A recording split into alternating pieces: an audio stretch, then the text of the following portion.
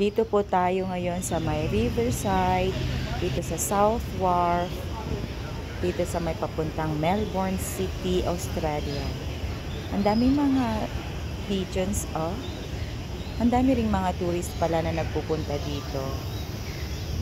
Ayun, hindi pa masyadong maraming tao ngayon dahil working time pa. Pero later on this afternoon, for sure, maraming taong maglalakad-lakad dito.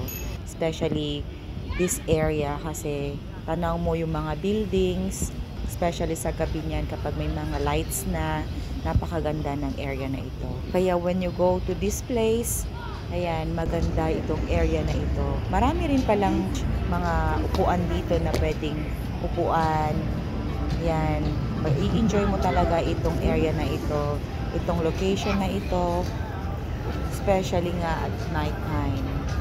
Yung mga puno pala dyan, marami ring mga lights yan sa gabi. Ayan, si Kuya Oz, oh, super happy. Mamamasyal nga kami sa city.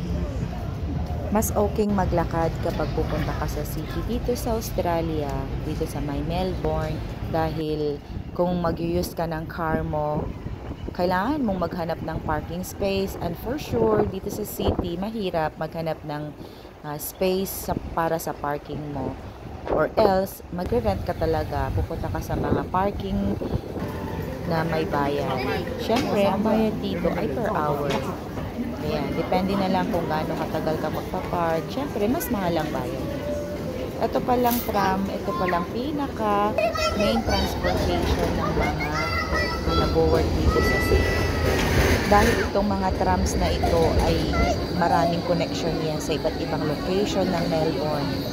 Dahil sa naglalakad nga lang kami, at ito nga, inabot na kami ng gabi.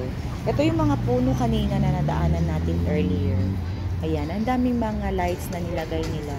Nakaka-attract ito sa gabi, kaya ang dami ring naglalakad dito sa city, papunta sa other side, dahil marami nga mga attraction na pwede kang makita.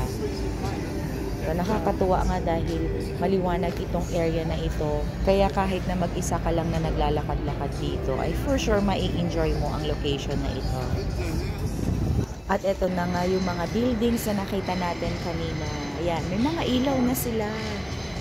Ayan, ang ganda ng tignan, ang ganda ng pagmasdan. Ito yung mga pinupuntahan ng mga turista sa gabi. Additional attraction din itong train na dumadaan dito. May kulay din pala yung dadaanan niya na blue. Kaya kapag nandito ka sa area na ito ay napakaganda.